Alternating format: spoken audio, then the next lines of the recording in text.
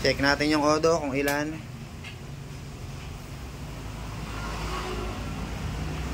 Yun, 109,732 kilometers na ang natakbo ng NMAX na to from Tarlac.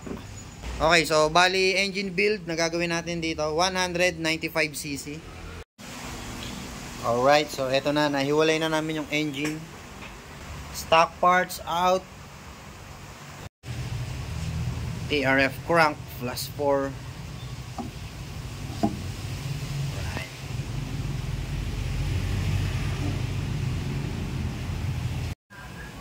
Okay. So eto na, nakatayo na yung crankshell, and then nakakabit na tong TRF na plus 4mm na crankshaft. Ayan, then sunod natin yung kanyang block. TSMP na 63mm. Ayan, ito pala yung available namin ngayon na 63mm na chrome bore forged piston. Okay, lagay na natin head gasket.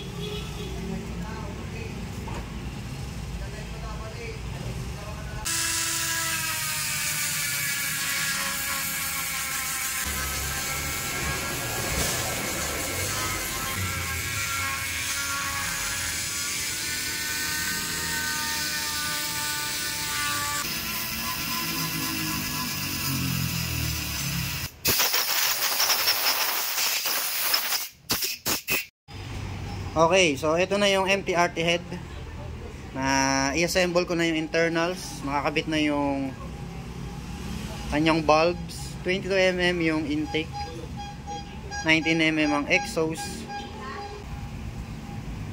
rocker arm, bulb spring. Tapos dito nilagyan ko na ng bulb shim.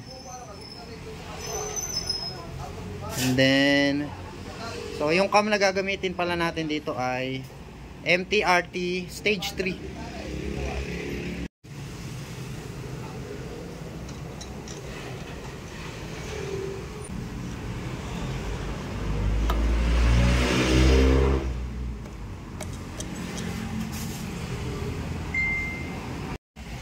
Alright, okay. So ito na. Okay na tayo dito sa crank, sa block, and sa head. And MTRT throttle body nakakabit na din, 36mm yan. Ayan. Next, CVT set. Syempre JBT.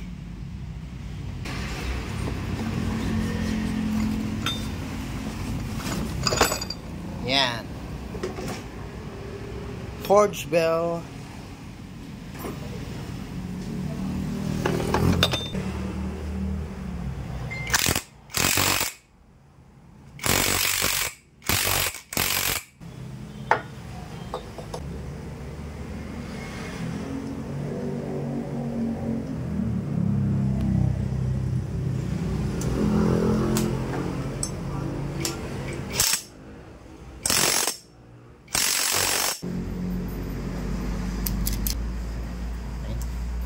So next step, lalagay na ulit natin dito sa kanyang katawan, NMAX version 1.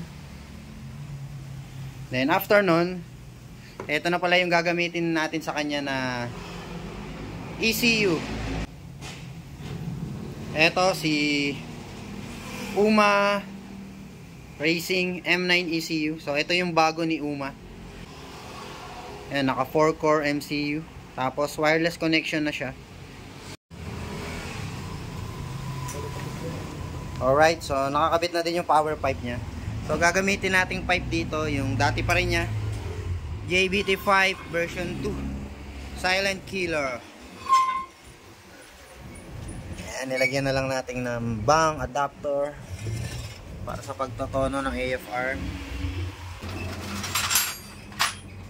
And then next, may pahabol pa si bossing na JBT front shock. Yun, no? JBT suspension. Ito, adjustable yung freeload nya.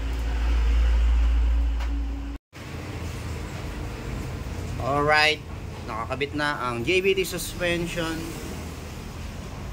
And next, punta na tayo dito sa kanyang ECU. Stock ECU out. Next, the all new UMA M9 ECU.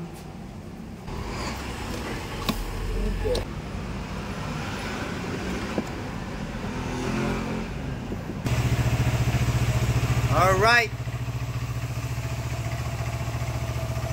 it's tuning time.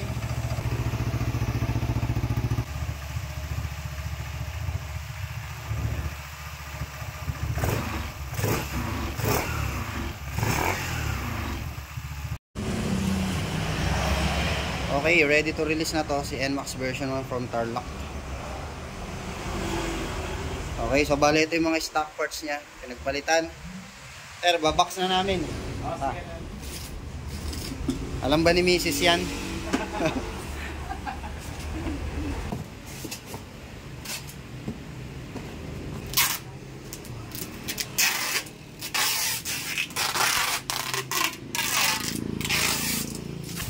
Ingat, boss. Thank you. From Tarlac. Ingat. Bye-bye.